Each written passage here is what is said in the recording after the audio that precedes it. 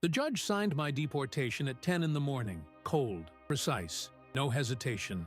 I watched his pen move with the same indifference one might use to sign a receipt. To him, I was just another name, another case number. But to me, it was a death sentence. Not death in the literal sense. Worse, it was the erasure of a life I spent 18 years building from nothing. My name is Carlos Ernesto Morales, and what I'm about to tell you will make you question everything you believe about justice, loyalty, and love. I remember sitting in that courtroom, my hands trembling, my knees locked tight, my breathing shallow like I was underwater. The lights overhead buzzed faintly. The walls were beige and lifeless. A single American flag stood in the corner, towering silently like a warning. The judge barely looked at me. My attorney had done everything by the book. Photos of my family, tax documents, letters from my stepdaughter, witness statements, proof of residency. None of it mattered. Marriage certificate.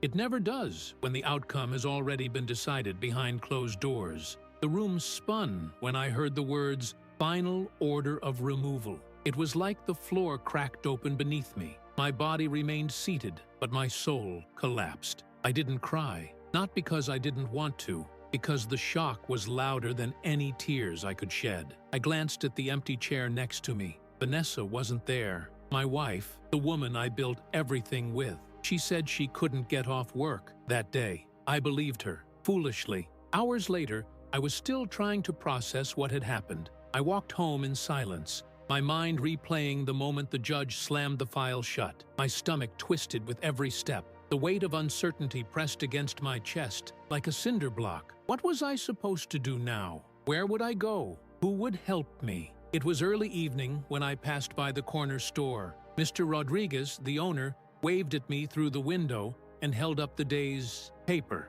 "Big story on page 3, he said with a crooked smile. I took the paper, thanked him, and walked the rest of the way in silence. At home, I tossed my keys on the counter and opened the newspaper, just needing something to distract me. That's when I saw it. The photo hit me like a punch in the face. Vanessa, smiling, her red dress clinging perfectly to her frame, a glass of wine in her hand, her other hand resting gently on the shoulder of none other than Judge Robert Langford, the same man who had just ended my life in America with a flick of his pen, the same man who didn't even look me in the eye when he sentenced me. The caption read, "Judge Langford and local entrepreneur Vanessa Morales attend charity gala at the Elm." The Elm. I knew that place well. 6 months earlier, I scrubbed its floors, washed its dishes, emptied its trash cans. I bled for that kitchen, burned my hands on their ovens, cried in their freezer so no one would see. And now, the man who sent me away was dining there, laughing with the woman who promised to stand by me through anything. I stood there, frozen, staring at the picture. My eyes refused to believe what I was seeing. My body refused to move. The newspaper slowly slipped from my fingers and fell to the floor. I couldn't breathe. I couldn't think. A sound escaped my throat, half sob, half scream, and I dropped to my knees. It's hard to describe what betrayal feels like when it comes from two sides at once. One from the system that was supposed to give you a fair shot. The other from the person who once whispered, "I love you," while holding your face in the dark. Together, they shattered something in me that will never be whole again. And the worst part? They looked happy, carefree, like nothing was wrong, like I hadn't just been erased from their lives that morning. I began questioning everything. When did it start? How long had they been close? Was it real love or just strategy? Had I been nothing more than a stepping stone, placeholder husband, until someone with power came along? My head was spinning. I ran to the bathroom and vomited. My body was rejecting the truth faster than my mind could process it. I stared at myself in the mirror, hands gripping the edge of the sink so tight my knuckles turned white. I looked like a ghost, hollowed out, my eyes bloodshot from rage and confusion. I had no one to call, no one to turn to. Vanessa was all I had, or at least that's what I thought. Now, I didn't know who she was anymore. I didn't know who I was anymore. The house felt foreign. Every picture on the wall felt like a lie. Every couch cushion, every dinner plate, every coffee mug had been shared with a woman who was capable of standing next to my executioner with a smile on her face. That night, I didn't sleep. I didn't even try. I sat on the floor with the photo in my hand, staring at it until my eyes blurred. Somewhere between disbelief and devastation, I made a decision. I would find out the truth, not just for me, for every person who has ever believed they were loved while being quietly discarded, for every immigrant who believed in justice only to be reminded that the game is rigged, for every man who built a life only to watch it burn, while those responsible toasted champagne over the ashes. If you've ever felt betrayed by someone who promised to protect you, I want to hear your voice. Leave a comment below with the words, "I trusted the wrong person," and tell me where you're watching from. Because stories like this need to be heard, they need to be shared. And if you're still here with me, subscribe to the channel, not just for me, but for every soul who's been silenced and deserves to be seen. My name is Carlos Ernesto Morales. I was born in Michoacan, Mexico, in a village so small that strangers passing through could miss it if they blinked. Dirt roads, tin rooftops, chickens pecking outside broken fences. We didn't have much, but we had dignity. That's what my father always said. He worked with calloused hands and a bent back, never once complaining. My mother carried strength in silence, raising 5 of us on nothing but boiled beans and worn-out rosaries. I left when I was 26, carrying only a backpack, a photo of my parents, and a promise I made under my breath the morning I crossed the border. I'll make something of this life, or I won't come back at all. When I arrived in El Paso, I didn't speak more than 10 words of English. I remember standing at a gas station, pretending to look at snack prices because I was too afraid to ask for directions. The heat burned through my shoes, and I hadn't eaten in 2 days. A man named Jorge, a landscaper who overheard my accent, offered me a sandwich and a job on the spot. He didn't ask for papers, just a name and a willingness to sweat. That was my first job in the States. I trimmed hedges, planted flowers, and scraped my knees crawling under porches to clean up trash most people wouldn't go near.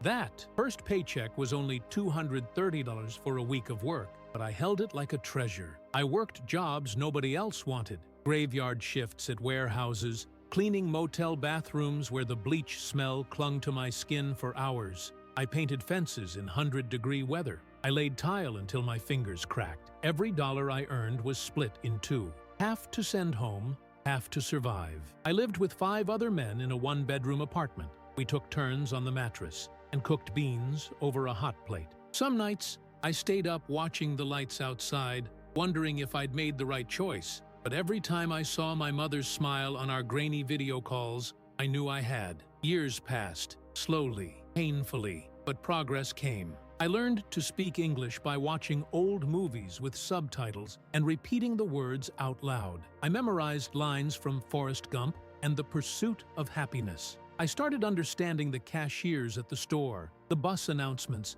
the instructions at work. I stopped being invisible, or at least I started pretending that I wasn't. Then, one day, I met Vanessa. It was at a home improvement store. I was buying supplies for a painting job, and she asked me if I needed help finding something. She had this calmness in her voice that felt like water on fire. I told her I was looking for wood stain, and she laughed when I said it wrong. She didn't correct me to embarrass me. She corrected me gently, almost kindly. That night, she gave me her number written on the back of a receipt. We started talking, then dating. Then I moved in with her and her daughter, Sophie. Sophie was only 5 at the time. Curious eyes, missing front tooth, always asking me why my hands had paint on them. I became Poppy before I even realized it. Every night, I made her grilled cheese sandwiches and told her bedtime stories from my childhood. I learned how to tie her shoes and braid her hair. I cried the first time she hugged me in public. Nobody had ever looked at me like that,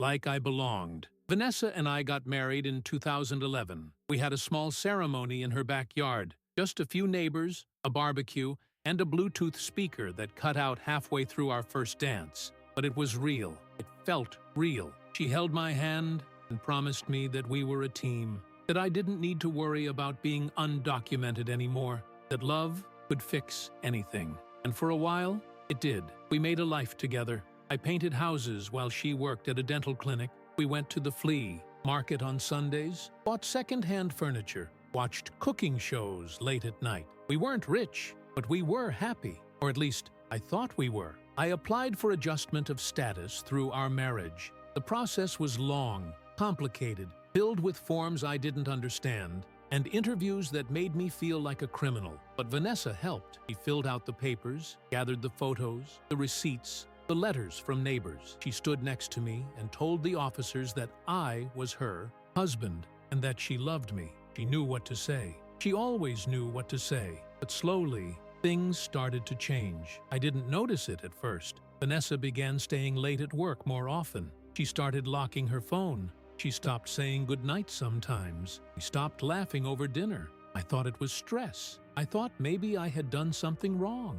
I worked more hours. I brought her flowers on Tuesdays, her favorite day. I cleaned the house when she was out. I told her I loved her every night, even when she didn't respond. The worst part about being invisible is when you realize you were only being seen through a version someone needed you to be. I was the perfect husband for Vanessa's story until I wasn't. And then came the call from immigration. They had denied my adjustment. No explanation, no second chance. Just a letter saying I had 30 days to leave or face detention. I called Vanessa at work, sobbing, asking her to help me understand. She said it was probably a mistake, that she would help me appeal, that we would fight it together. That night, she came home late. I asked her where she had been. She said nothing, just went to bed. I didn't know it then, but that was the beginning of the unraveling, the slow, quiet tearing of everything we had built. And I just kept holding the pieces, pretending they still formed something whole.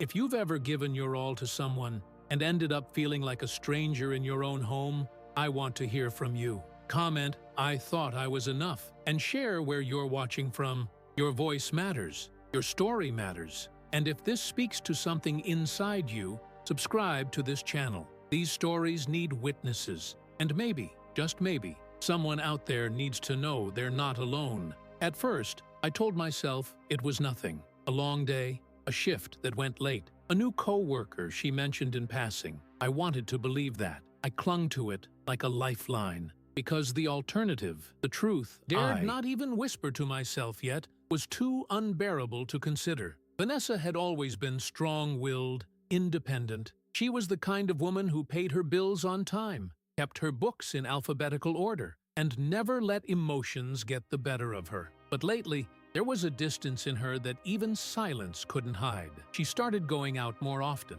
not wildly, not suspiciously, just enough to notice, just enough to leave a shadow. She would say things like, I'm meeting Megan for dinner, or there's a fundraiser at the clinic tonight. She said it casually, like it had always been part of our life, only it hadn't. I knew her friends. I had helped them move, painted their guest rooms, babysat their kids, and now suddenly there were new people, new names, and new plans that didn't include me. She began carrying 2 phones. One was her work phone, she said, but she never used to have one. She had passwords now, and notifications that made her turn the screen away when I walked by. I tried not to overthink it. I told myself not to be that man, the paranoid one, the insecure one. I trusted her. I had to. She was my wife. But even trust has a sound when it breaks, and it is not loud. It is quiet, almost polite. A soft click in the back of your mind that whispers, you are being erased. I remember one evening when I asked her if she wanted to watch a movie together. We used to do that every Friday night. She said she was too tired and went to bed early. But when I walked by our bedroom an hour later, I saw the light from her phone illuminating her face. She was smiling. That smile I hadn't seen in weeks. A smile that used to be mine. And it wasn't just the smile. It was the way she held the phone. Close, intimate, as if protecting a secret from the very home we shared. I didn't sleep that night. My chest was tight. My thoughts raced through every moment of the past year. Had she already fallen out of love with me? Had she ever really loved me? I remembered the way she used to run her fingers through my hair when I was too tired to speak. The way she held my hand under the table at crowded dinners. The way she once told me I was her piece. And now, I was a stranger in my own living room. A ghost she passed by on her way to somewhere else. I tried talking to her, softly, respectfully, I asked her if everything was okay. She said she was just stressed, that work was overwhelming, that I was reading too much into things. I wanted to believe her. I wanted so badly to be wrong. But her words felt like they had been practiced, like lines in a play she no longer wanted to perform. The turning point came one Sunday morning. We were at home, each of us pretending the silence between us wasn't heavy. I was making breakfast, eggs and toast. Sophie was at her friend's house. Vanessa was on the patio with her coffee. I brought her a plate, and she looked up with tired eyes. She didn't say thank you. She didn't even look at the food. She just said, "I think we need some space." Those words didn't just hurt. They hollowed me. I felt my knees weaken and my hands tremble. I asked her what she meant. She said she didn't know, that she needed time to think, that we had been drifting, and maybe we weren't as compatible as we used to be. Compatible, like we were phone apps or puzzle pieces on the wrong board. I stood there, holding a plate of eggs and toast, while the woman I gave my life to told me she wasn't sure if I still fit in hers. I didn't argue. I couldn't. I just nodded. I took the plate back to the kitchen and placed it on the counter. I didn't cry. Not then. My body was too numb for tears, but something inside me shifted, a quiet crumbling, like an old wall left to the rain. And in that silence, I realized something deeper than heartbreak. I had become invisible in my own home. I wasn't losing her. I had already lost her, and I didn't even see it happen. I began to pay attention to the patterns. She received text messages late at night and smiled when she read them. She suddenly had perfume I didn't recognize and dresses I hadn't seen her buy. Her voice changed when she was on the phone. Softer, sweeter, the kind of voice that used to be reserved for me. I tried to tell myself maybe it was nothing. But even lies taste bitter when your heart already knows the truth. The most painful part was Sophie. She still called me Papi. She still hugged me tight when she got home from school. She still told me about her classes, her drawings, her dreams of becoming a veterinarian. I held on to those moments like they were air, because they were the only parts of my life that still felt real. I wondered if she knew, if she sensed the tension between us. Kids always know, even when we try to shield them. One night, while Vanessa was out again, I tucked Sophie into bed. She looked at me and asked, "Why don't you and Mommy laugh anymore?" My throat closed up. I forced a smile and told her we were just tired. But inside, I broke. Because that question came from the heart of a child, and children never ask unless they've already felt the answer. If you've ever watched the person you love become someone you no longer recognize, I understand you. If your home has felt like a house of whispers, if silence has become louder than your voice, share your truth. Leave a comment below with the words, "I lost them in silence," and tell me where you're watching from. And if this story feels like it could be yours, subscribe to this channel. Not for me,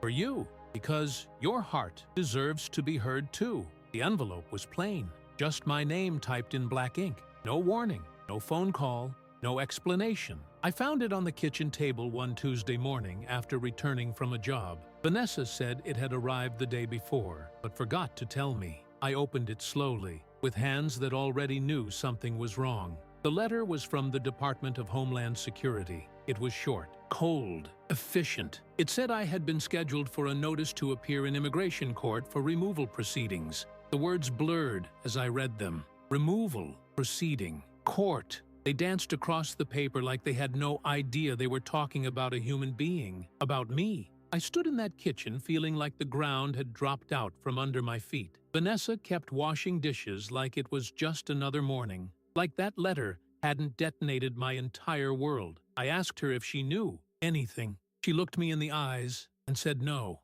She said she was just as shocked as I was. I wanted to believe her. God, I wanted to believe her. But something in her voice, something in the way she didn't reach for me or even sit down with me, made everything feel rehearsed. The court date was set for 2 weeks later. Just like that, I had 14 days to prove why I shouldn't be ripped away from my home, my family, my life. I called my lawyer the next day, a kind woman named Rosa who had helped me through the initial green card filing years before. She sounded concerned, confused. She asked if I had missed a letter, missed an appointment. I told her no. I told her everything had been quiet. Until now, we started gathering everything: marriage certificates, tax records, bills in both our names, photos from family vacations, letters from Sophie's school. She wrote one herself. In messy handwriting, she said, "Carlos is my papi. He helps me with homework. He tucks me in. Don't take him, please." I read that letter a dozen times in bed, my heart breaking a little more each time. She was just a child, but she saw everything. Rosa explained that immigration law in the United States is a strange and cruel thing, that even if you have a family, even if you have lived here for decades, it doesn't mean you are safe. There's something called prosecutorial discretion, she said, which means your fate often depends more on who the judge is than on what you've done or haven't done. On the morning of the hearing, I put on my best shirt, the one Vanessa gave me years ago on our first Christmas together. She didn't offer to come with me. She said she had a meeting. I kissed Sophie on the forehead before I left. She was still asleep. I whispered, "I love you," not knowing if I would ever see her again. The courthouse in El Paso is tall and cold. Everything inside it feels sterile, designed to remind you that you're not welcome here. I passed security, walked through hallways filled with other people just like me. Brown faces, tired eyes, men holding hands with their children, mothers clinging to prayer beads, everyone afraid, everyone trying not to show it. My name was called. Room 3B. I stepped inside and saw him for the first time. Judge Robert Langford, crisp suit, white hair, thin wire glasses perched perfectly on his nose. He looked more like a banker than a judge. His eyes scanned the paperwork in front of him with the indifference of someone checking grocery prices. Rosa stood beside me, calm, focused. She handed over our evidence, our documentation, our letters, our photos. She spoke clearly, professionally. She argued that I had no criminal record, that I had been married for years, that I paid taxes and contributed to my community. Then the government attorney spoke. She said I had overstayed a visa, that I had no legal status, that marriage alone was not enough. She said it all like it was arithmetic, as if love could be measured in dates and deadlines, as if family could be erased with the stroke of a pen. Judge Langford asked questions, not many. He didn't ask about Sophie. He didn't ask about the life I had built. He only asked about the day I entered the country. What airport? What year? What status? Facts, dates, boxes to check. I tried to speak once, tried to explain, but he raised his hand to silence me. "You will have your turn, Mr. Morales," he said, but I never got it. 10 minutes. That's all it took. 10 minutes for a man who had never met me to decide I should no longer exist here. His ruling was swift. He denied relief, ordered removal within 30 days, said I could appeal, but the chances were slim. He stood. He left. I stood there frozen, Rosa rubbing my shoulder, trying to speak, but I couldn't hear her. My ears rang like an alarm. The walls closed in. The air disappeared. I walked out of that courthouse in a daze. The sun was too bright. The people outside were laughing, drinking coffee, scrolling their phones, living. And I was dying inside. I didn't go home right away. I wandered the city like a ghost, passing parks and cafes, watching people go about their day like nothing had happened, because for them, nothing had. Later that night, I came home and found Vanessa sitting at the kitchen table. She looked up briefly, then looked back at her laptop. I told her what happened. Her reaction was muted. She said we would figure something out, but there was no panic in her voice, no urgency, no outrage, only a calm, too polished to be genuine. I told her the judge's name, Robert Langford. She blinked just once, then said she had never heard of him. I believed her at the time. If you've ever felt powerless in the face of a system that doesn't see your humanity, I want to hear from you. Drop a comment below with the words, "They never saw me," and share where you're watching from. And if your story has been silenced like mine, subscribe to this channel, because telling these stories is how we take our names back, how we remind them that behind every file number is a life, a beating heart, a home. It was the smell of the ink that stayed with me, the faint chemical trace that newspapers always carry, mixed with coffee and the faint scent of bleach that lingered from the cleaning I had done the night before. I wasn't even supposed to see it that day. I had stopped by the corner store out of routine, picked up a few groceries, and the cashier said there was a free copy of the local paper if I wanted it. I almost left it behind. Almost. The front page was politics. The second was local business. Then page 3, that photo. I don't remember breathing when I saw it. I don't remember blinking. Time stopped, or maybe it collapsed. Vanessa, dressed in the red cocktail dress I had bought her for our anniversary 2 years ago. The one she said made her feel beautiful. Her hair done in soft waves, like she used to do when we would go dancing. Her makeup perfect. She looked radiant, but it was the man sitting beside her that turned my blood to ice. Judge Robert Langford, the same judge who, just hours before, had signed my deportation order without flinching, who refused to hear my story, who barely acknowledged the files my lawyer handed him. There he was, smiling comfortably beside my wife at the Elm, one of the most expensive restaurants in El Paso. The caption below read, "Local leaders attend charity gala for education." His hand rested lightly on her lower back. Her hand was on his forearm, their glasses raised in a toast. That moment captured in perfect clarity. A celebration, a betrayal. My first thought was that it had to be a mistake. Maybe she was just seated near him. Maybe it was a coincidence. But deep down, I already knew the truth. You don't lean in that close by accident. You don't look at someone like that unless there is something behind the eyes, a history, a secret. And suddenly, everything made sense. Her distance, her disappearances, her late meetings, her coldness. It was not just emotional drift, it was strategy. I dropped the newspaper on the floor.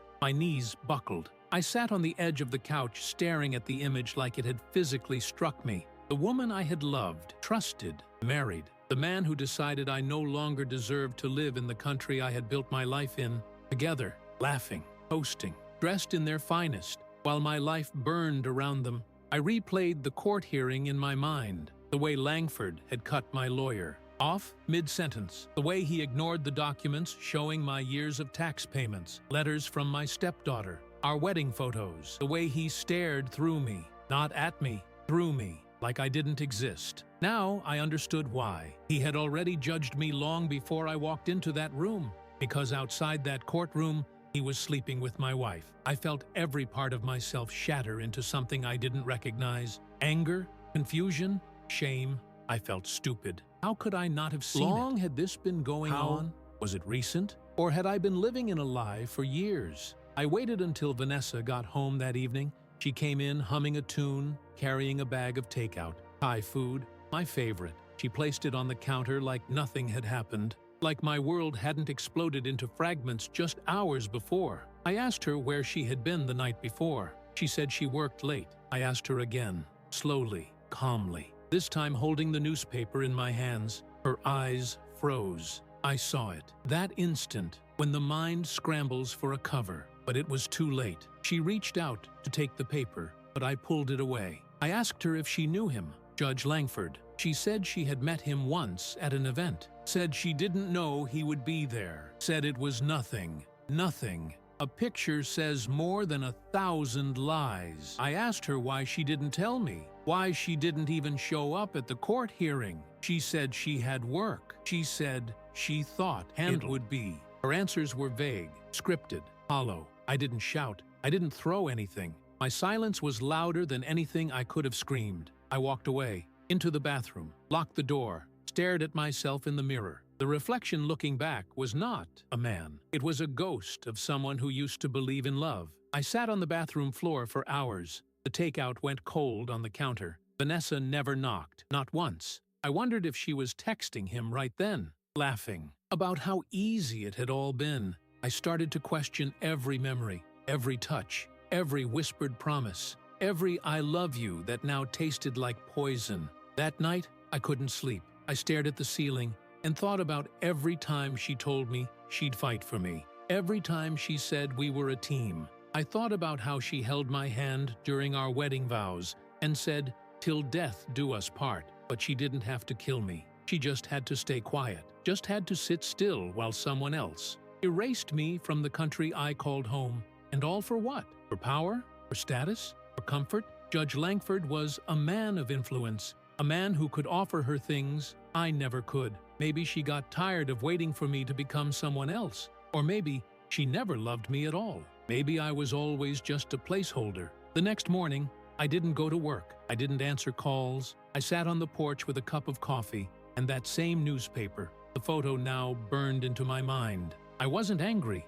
anymore. I was hollow. Betrayal as a way of emptying you out so completely that even your rage dries up. And when all that's left is silence, that's when you begin to see the truth. If you've ever been blindsided by someone you gave your entire soul to, you are not alone. If someone ever smiled at you while secretly holding a knife behind their back, I hear you. Leave a comment below with the words, "I lived with a stranger," and let us know where you are watching from. And if this story echoes something buried deep inside you, hit that subscribe button. Because what we share here is not just pain, it is truth, and truth deserves to be seen. The days that followed were blurry and brutal. I moved through the hours like a man underwater, everything muffled, slow, heavy. My body functioned. I ate, barely. I slept, not really, but my mind was somewhere else, unraveling everything I thought I knew about the people around me. I watched Vanessa move through the house like nothing had changed. She cooked, she texted, she laughed on the phone in the other room with the door slightly cracked. Never enough for me to hear the full conversation. I stopped asking questions, not because I had found peace, but because I already knew I wouldn't get the truth from her. The silence between us became unbearable. And then it shifted. It wasn't silence anymore. It was avoidance. Her phone never left her side. She changed her passwords. She cleared her browser history. She started taking long showers at strange hours. She started caring more about how she looked before leaving the house. She began wearing perfume again, the same scent she wore the first year we were together. The one I once said made her smell like home. Now it smelled like betrayal. One night, I couldn't take it anymore. I waited until she left the house under the excuse of seeing a friend. I sat at the kitchen table staring at her laptop. I told myself not to open it. I told myself I was better than that. But I wasn't. I opened it, and it was locked. She had never locked it before. I stared at the password screen until the screen dimmed. My chest burned. My hands shook. And then I remembered. She used Sophie's birthday for everything. I typed it in. The screen unlocked. At first, I didn't see much. Just folders, files, nothing out of place. But buried in her downloads was a PDF labeled Langford Case Notes. My stomach twisted. I opened it. It was a series of copied emails, conversations, messages Vanessa between and Robert Langford. They were personal, intimate. Some were about me. Some were about court strategy. There were notes about timing, about legal phrasing, about decisions being made before I ever stepped into that courtroom. One message stopped me cold. It read, "Once he's out, things will be easier. We won't have to hide anymore." I read it 3 times, the letters burning into my brain like acid. Easier. Hide. They had planned this. Or at the very least, she had given him a reason to follow through. I sat there, hands over my face, feeling like I might explode from the inside out. My heart didn't just break. It folded in on itself, like it was trying to disappear. When Vanessa came home that night, I was sitting in the dark. No lights, no sound. Just me and the weight of what I had uncovered. She turned on the light, saw me, froze in the doorway. I didn't yell. I didn't throw anything. I didn't even ask why. I simply said, "I know everything." Her eyes flickered, open, her mouth, then closed. She didn't deny it. She didn't cry. She didn't even apologize. She sat across from me at the table and stared at her own hands. We didn't speak for a long time. Finally, she said, "It wasn't supposed to happen like this." And that sentence told me everything. It was real. The affair, the betrayal, the manipulation, the plan. I had been played, not just in love, but in law, in life, in everything. I packed a bag the next morning and left. I didn't know where to go. I couldn't sleep under the same roof with someone who had destroyed me so completely. I stayed at a friend's place, a coworker named Matteo, who didn't ask questions. He just gave me a blanket and a place to sleep. I didn't tell Sophie I was leaving. I didn't know how. She was the only thing that still made sense in all this. The only person in that house who didn't lie to me. Over the next few days, I made copies of the emails. I gave them to Rosa, my lawyer. Her eyes widened when she saw them. "This changes everything," she said. "This is judicial misconduct, conflict of interest, abuse of power." She moved quickly, filed motions, contacted other attorneys, started building a new case not just for my defense, but against Langford himself. And as we dug deeper, more pieces started falling into place. Records of calls between Vanessa and Langford, dates that lined up too perfectly. Decisions made in my case that deviated from standard protocol. Rosa connected the dots like a puzzle. Each piece sharpened the picture. And the picture was ugly. We even found a previous case where Langford had shown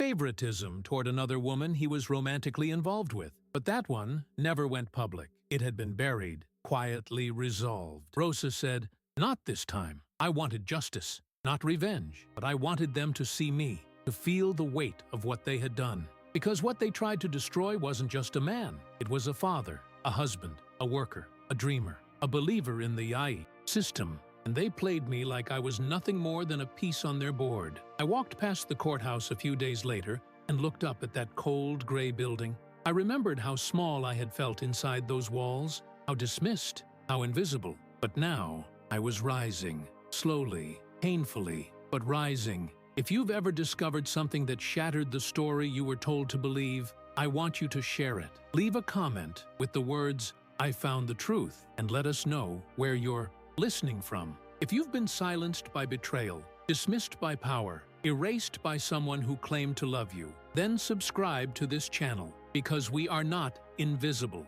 and we are not done speaking. Building a case against a judge is like trying to hold water in your hands. No matter how much evidence you gather, the system is built to slip through your fingers. But Rosa was relentless. I had never seen her like that before. Her voice, usually calm and measured, became sharp, focused. She didn't just believe in my innocence. She believed in exposing the machinery that had chewed me up and spat me out like I was disposable. And now, for the first time, someone with power had overplayed his hand. Rosa filed a formal complaint with the State Commission on Judicial Conduct. She attached the emails, the text logs, the photo from the gala, and a timeline so detailed it left no room for doubt. She submitted a motion to reopen my case based on judicial bias and misconduct. She cited prior disciplinary history. She used legal language that felt like bullets, aimed at the very foundation of the verdict that nearly destroyed me. The first sign that things were shifting came not from a court, but from a whisper. A reporter named Leah from a small investigative outlet reached out. She had heard rumors about Langford, said she'd been trying to connect the dots for months, but no one would go on record. I agreed to meet her, not because I trusted journalists, but because I had nothing left to lose. We met in a diner, one of those places with cracked leather booths and greasy coffee. I handed her the printed emails, the court records, the photograph. Her eyes widened. She didn't interrupt, just listened. When I finished, she asked me only one question. "Do you want the truth to be heard, even if it burns everything down?" I said yes. Her article dropped 3 days later. It was a bombshell. Immigration judge linked to woman, in case he ruled on. My name was in it. Vanessa's name, Langford's name, the timeline, the power dynamic, the betrayal. Leah didn't hold back. She even found a source at the courthouse who confirmed that Langford had a pattern of favoritism toward women he was personally involved with. He had quietly been warned before. Now, he was exposed. The fallout was instant. The courthouse issued a statement saying they were reviewing the matter. Langford was placed on administrative leave pending investigation. Vanessa stopped returning my calls. Not that I wanted to talk, but a part of me hoped she would at least acknowledge what she had done. She didn't. Silence. Just like the last year of our marriage. A cold, echoing void where there should have been remorse. Sophie called me, though. That's what cracked me the most. She said Mommy said you're mad at her and not coming back. I told her the truth, a version of it. I said sometimes grown-ups make mistakes that hurt people, and sometimes we need to take space to heal. She cried. I cried. She asked if I still loved her. I told her nothing could ever change that, and I meant it. She wasn't part of this betrayal. She was just another victim of it. Meanwhile, my reopened case was gaining traction. Rosa filed for an emergency stay on my deportation. She included the new evidence. Other immigration attorneys began to rally behind me, citing judicial misconduct as a threat to all immigrants seeking fair hearings. It was no longer just about me. It had become about the integrity of a system that was already hanging by a thread. But behind the legal noise, the emotional wreckage was still fresh. I had nightmares of courtrooms melting into empty bedrooms, of Vanessa's voice whispering lies while Langford's gavel slammed in the background. I stopped eating full meals. I stopped answering friends' messages. I avoided the news, even as it carried my story. Because with every headline, I saw a life I never wanted to live being carved into the public record. And yet, a strange thing began to happen. People started reaching out. Strangers, other immigrants, men and women who had lost everything to corruption, to betrayal, to systems that never saw them as human. I read messages that made my chest tighten. I was deported for no reason, too. My husband was denied, despite a perfect case. My judge had connections with ICE. We had no chance. For the first time in months, I didn't feel alone, because pain shared is pain divided, and injustice exposed no longer is hidden. One message came from a woman named Lucia. She said her brother had his DACA renewal denied without explanation. No criminal record, no missing paperwork, just a denial. The same judge, Langford. She cried on the phone when we spoke, said she had no idea anyone else had experienced what they had. That conversation lit something in me, a purpose. I began helping Rosa compile other stories, other patterns, other broken lives that intersected with Langford's bench. What started as a personal betrayal turned into a pattern of systemic abuse. We weren't just seeking justice. We were demanding change, and I started to heal. Slowly, because healing is never loud. It is quiet. It is brushing your teeth after a week of not caring. It is stepping outside and feeling the sun on your skin. It is making rice again. It is folding your clothes instead of throwing them into a chair. It is looking at your reflection and not turning away. I wasn't whole, not yet, but I was no longer shattered. If you have ever had your truth dismissed, your love used, your hope destroyed by someone who saw you as less than human, speak up. Leave a comment that says, "I am still standing," and tell us where you're listening from. And if this story holds a piece of your own, subscribe to this channel, because every voice matters, especially the ones they tried to silence. There was a moment when everything changed, but I didn't notice it at first. My phone rang early, its screen blinking with a number I didn't recognize. It was Sophie. I answered. The line crackled. She said, "Mommy told her I couldn't come back because I was mad." My throat closed. I asked her to stay on the line, and while she talked about her day, the bus she rode, the drawing she made of a dog, I listened to the silence behind her words. That silence was heavier than any explanation. And then I said I wasn't mad. I told her I loved her. Nothing I could say would rewrite the past, but my voice carried the promise that some things never change. I didn't expect her to become the voice that held me together, but she did. The little girl who drew sticks of colored chalk and shouted, "Papi," on the first day of school, she became my anchor. While I helped Rosa Hernandez sort through hundreds of docs and emails, I thought about how Sophie copied homework on the kitchen table under the light our old lamp gave off. I thought about her hugs when I came home from the warehouse and the small laugh she made when I brought her an ice cream cone. I thought about how worthy my fight still was, not just for me, but for her. That night, I told her I was working to make sure we would be okay. She whispered, "Okay, Papi," and I believed it. The day the article dropped was both surreal and deeply familiar. I sat on a coffee shop stool, phone on the table, watching the screen refresh. The headline appeared,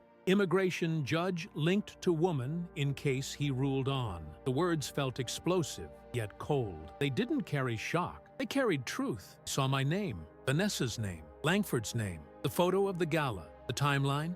They laid it all out. Our marriage, the court hearing, the secret messages. The reporter had found someone from inside the courthouse, someone who whispered of favoritism and grudges, someone who said there were cases quietly resolved after Langford's personal entanglements surfaced. I closed my eyes. The pieces I collected for so long had formed a picture, and the picture showed how deep the root of betrayal ran. Public opinion shifted. Comments under the article ranged from outrage to sorrow. Other immigrants reached out. Their stories spilled into my inbox late at night. My wife stayed silent while my hearing was rewritten. I was told to pay fine after fine, and then deported after a judge smiled at the wrong person. Their voices weren't loud. They were tired. They were hopeful. They were glad someone else was finally listening. I realized then that I was no longer just fighting for myself. I was fighting for countless invisible lives, waiting for someone to wake up the system.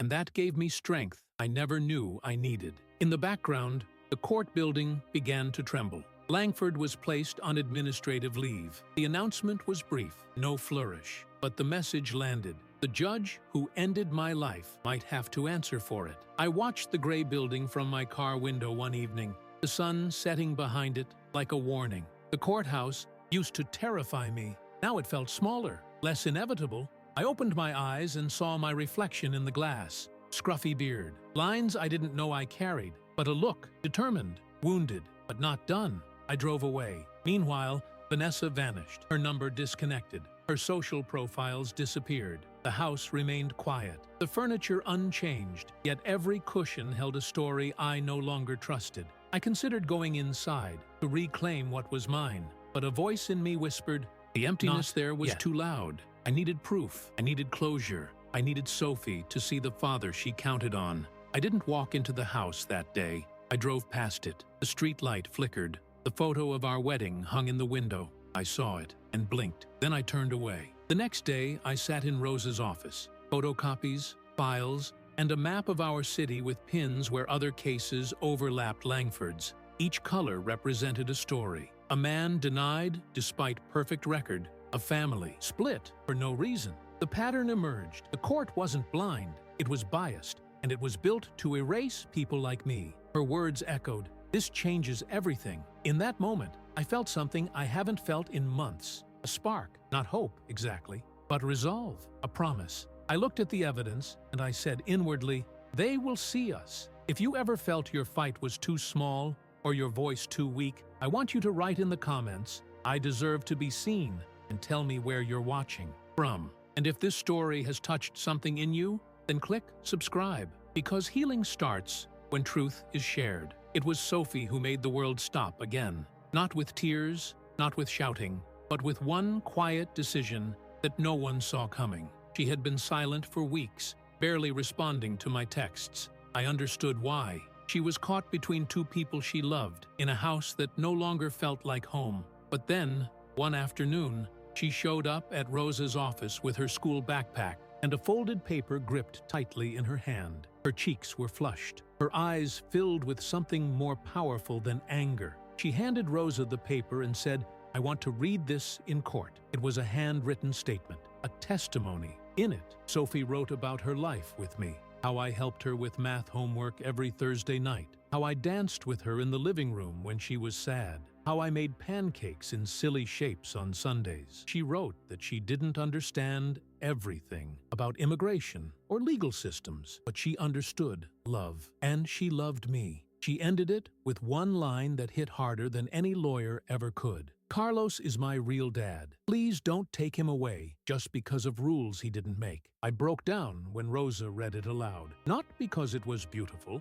although it was, but because it was truth, pure, undeniable. It was what this entire nightmare had tried to erase. My humanity, my role, my love, and it came back to life in the voice of a teenage girl who had nothing to gain and everything to say. Rosa submitted the letter as evidence in the appeal hearing. It wasn't just a legal move, it was emotional armor. It told the world I mattered to someone, that this wasn't about documents or borders. This was about a life built with intention, a love not born in blood, but forged in everyday moments that courts never see. The news picked it up almost immediately. A father figure fighting deportation, supported by his stepdaughter's handwritten letter. It spread across platforms. Podcasts talked about it. People began to comment on our story from cities I had never heard of. One woman from Vermont wrote that her stepfather raised her too, and she cried reading Sophie's words.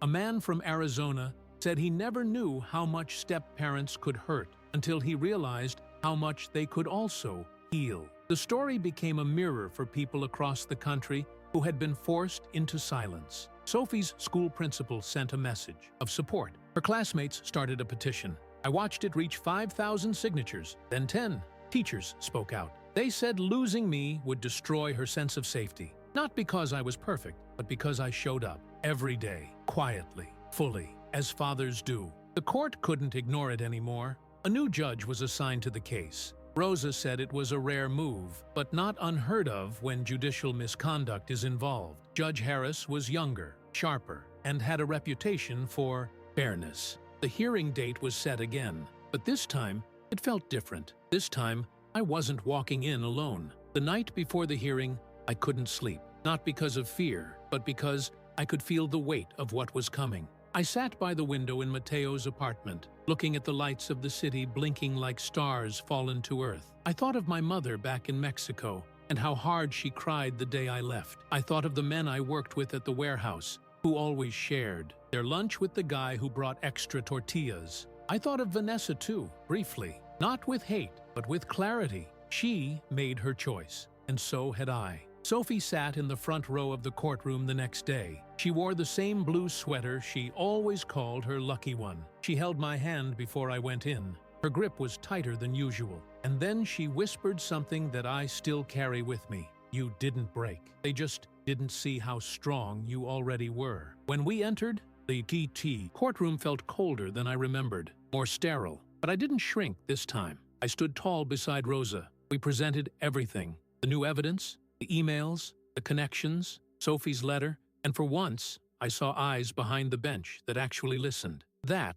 processed. That paused before speaking. Judge Harris didn't rule that day, but something had shifted. You could feel it in the silence. The weight had moved, the truth had taken root, and the lies, the manipulation, the betrayal, it all began to crack under its own weight. Outside, there were people waiting, not a mob, just a few, holding signs, saying things like, "Families belong together," and "I stand with Carlos." One little boy held a drawing of a man and a girl holding hands. The caption in crayon said, "Poppy and me." I looked at Sophie. She smiled without saying a word. I understood something then. Sometimes redemption doesn't come in courtrooms or headlines. Sometimes it comes in small hands, quiet voices. The courage of a young girl who refused to let the system write the end of our story. If you believe that family is more than blood, that love is worth fighting for, I want you to type in the comments, "I stand for my people," and tell me where you're watching from.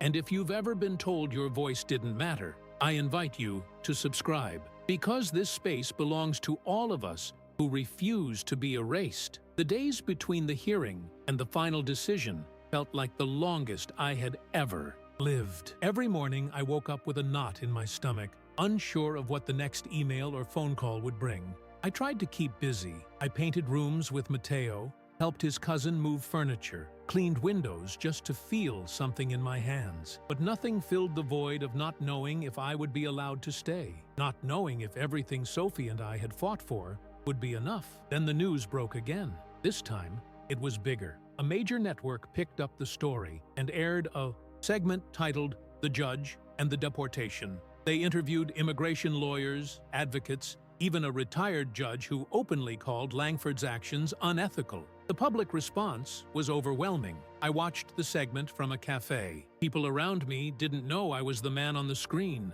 but I saw their faces as they watched. Shock, sympathy, rage, and something else too, recognition. Like they had seen too many stories like mine, but never one that ended with a spotlight this bright. Langford resigned. The official statement was brief. He cited personal reasons, no apology, no admission. But to those of us who knew, it was enough. He was out, no longer deciding the fate of families from behind a bench soaked in his own hidden motives. For the first time in this entire journey, it felt like justice had taken a small, trembling step toward the light. But it wasn't over. Rosa called me the morning after the announcement. Her voice sounded different, not excited, not cautious, focused. She said the new judge had issued a preliminary opinion. He had reviewed the evidence again, the misconduct, the bias, the chain of events. He was recommending that my deportation order be vacated, officially erased, that my case be reopened from scratch,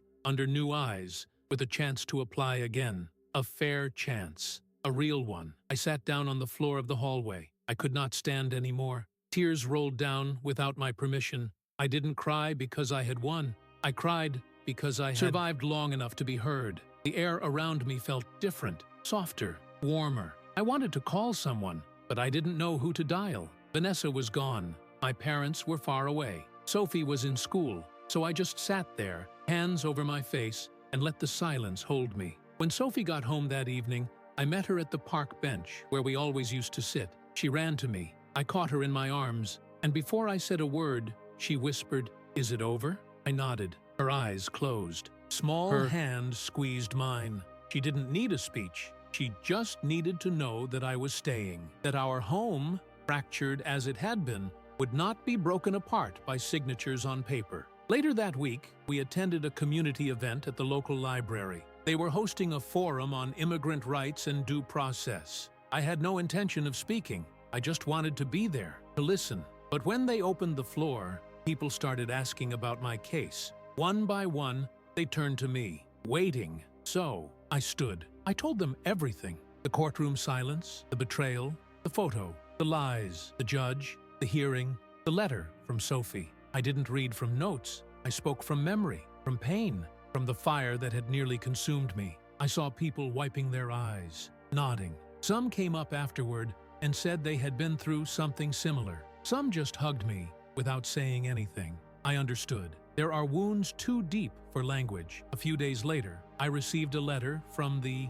court confirming that the original deportation order had been rescinded. My record was cleared. I could file again. I had been given another chance. But this time, I wasn't just seeking papers. I was seeking peace. I started therapy, something I never thought I would do. I needed to understand how a man could rebuild his life after being crushed by the very laws that claimed to protect it. The therapist, a woman named Marcia, didn't ask many questions at first. She just let me talk. Week by week, I unpacked it all. The silence, the shame, the weight of always feeling like I was one mistake away from losing everything. And slowly, something unexpected happened. I began to forgive, not forget, never forget. But I forgave the parts of me that felt like they should have seen the betrayal coming. I forgave the years I spent trying to prove my worth to people who didn't see it. I forgave the system, not because it deserved it, but because I refused to carry its poison anymore. I forgave Vanessa too,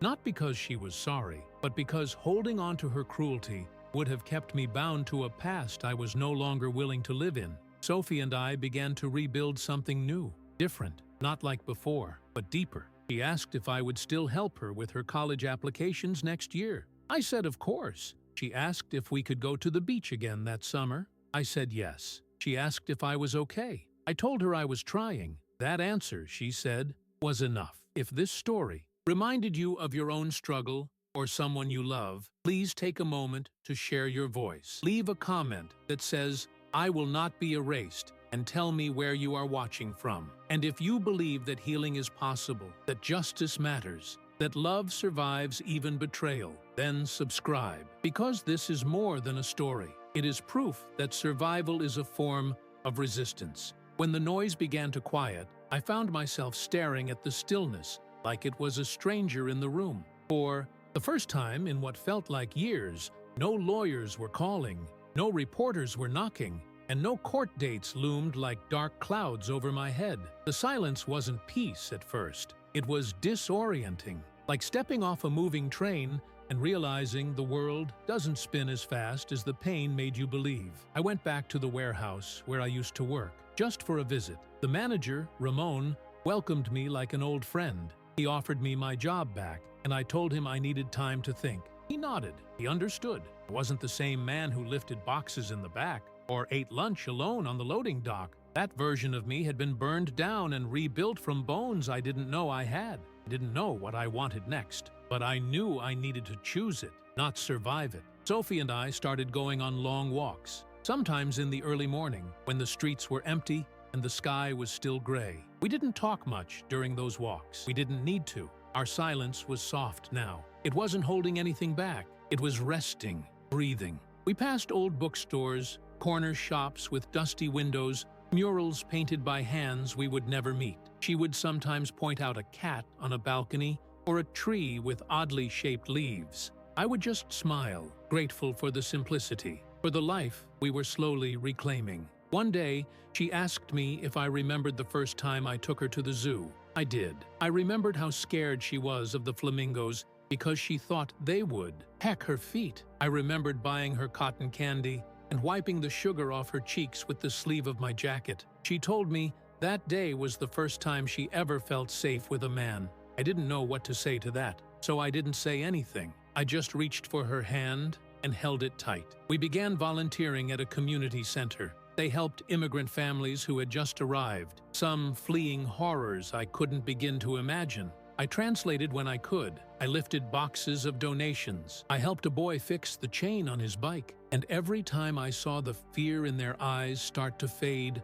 I felt something inside me heal a little more. Pain, I had learned, is not always meant to be carried. Sometimes it is meant to be used. I gave a speech at a local high school. Rosa arranged it. She said the students needed to hear my story. I walked into that classroom full of teenagers who barely looked up from their phones. But when I started talking, they listened, really listened. I told them that courage doesn't always roar. Sometimes it just breathes. I told them that injustice can break your bones, but it cannot steal your soul unless you hand it over. I told them that love is not weak, that trust is not foolish, that survival is not just about staying alive. It is about deciding who you want to be after the worst thing happens. Afterward, a girl came up to me. She had tears in her eyes and said her father had been deported 3 years ago. She had never spoken about it until that day. I hugged her. I didn't need to know her whole story. I just needed her to know she wasn't alone.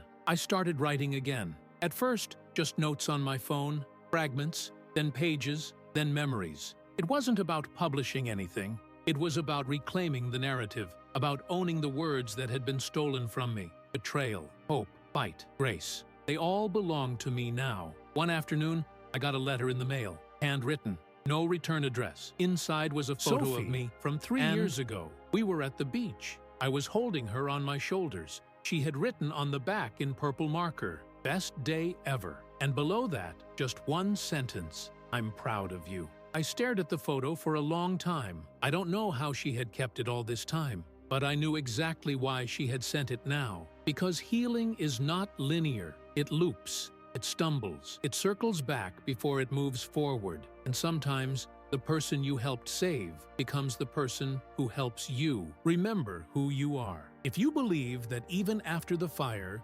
something beautiful can still grow from the ashes, then write in the comments, "I believe in second chances," and let us know where you are listening from. And if this story reminded you that your journey matters, even when it's messy, even when it hurts, then subscribe, because we all deserve to be seen in the fullness of our struggle and our strength. Some stories don't end with a bang. They don't close with fireworks or a final word that fixes everything. Some stories just breathe. And after everything I've been through, I've come to understand that survival is a kind of ending too. Not the kind that wraps things up neatly, but the kind that lets you live long enough to choose what happens next. I still wake up some mornings reaching for a world that doesn't exist anymore, a marriage that shattered in silence, a courtroom that didn't see me, a system that nearly erased me. But those mornings come less often now. And when they do, I sit with them. I don't run. Because healing means not pretending you were never broken. It means learning how to stand, even when your knees still tremble. I see Sophie laughing now, more often, louder. Sometimes she plays music in her room and sings along like nobody's listening. Sometimes she dances while brushing her teeth. And sometimes she just leans her head on my shoulder while we watch old movies, like we used to, before everything changed. She doesn't say it often, but I know she feels it too. That the worst is behind us, that we made it. I opened a small painting business, just me and 2 other guys from the shelter who were looking for a second shot. We paint houses, we repair broken fences, we paint over graffiti with murals of sunflowers and open skies. And every stroke feels like a kind of redemption, like I'm coloring in the pieces of my life that were once left in gray. I got my residency, official, approved, sealed. My hands shook when I held that document, not because of the paper itself, but because of what it represented. I wasn't a ghost anymore. I wasn't temporary. I belonged. I mattered. I had roots. People still recognize me sometimes. From the article, from the hearing, from the speech I gave. They come up to me with tears, with stories, with questions, and I listen. I always listen, because I remember what it felt like to speak and be ignored. And I never want to be the reason someone feels that kind of silence again. Vanessa never came back, and I stopped expecting her to. I stopped needing closure from people who chose to leave without looking back. Sometimes the apology you need is the one you give yourself, and I gave it, fully, without bitterness, without blame, just release. Rosa and I still talk. She says, my case changed how some judges handle immigration hearings in our district. She says, they're paying more attention now. She says, I helped create something better. I don't know if that's true, but I know that if even one person gets a fairer shot, because I didn't stay quiet, then all of it, the pain, fight, the public unraveling, it was worth it. This story was never about being perfect. It was about being real. It was about being broken and still standing, betrayed and still believing, hurt and still loving. It was about choosing to live, not just survive. And if you made it here, all the way to this final part, I want to say thank you, truly. Thank you for letting my story take space in your day, your thoughts, your heart. Thank you for bearing witness to the kind of pain that too often hides in the shadows. And thank you for believing, even just for a moment, that stories like mine deserve to be heard. If this series moved you, if you saw yourself in any of these words, please leave a comment saying I choose hope and share where you're watching from. Your voice matters here. Your presence means something. And if you haven't yet, take a second to subscribe, not because numbers matter, but because every subscriber keeps stories like this alive. Every click is a promise that you won't look away, that you'll keep listening, that you'll keep believing in second chances. Now, there's another video waiting for you, another story that deserves to be heard. Click it. Let it remind you that you're not alone, that healing is messy and beautiful and real. Thank you for everything. We'll see you in the next one.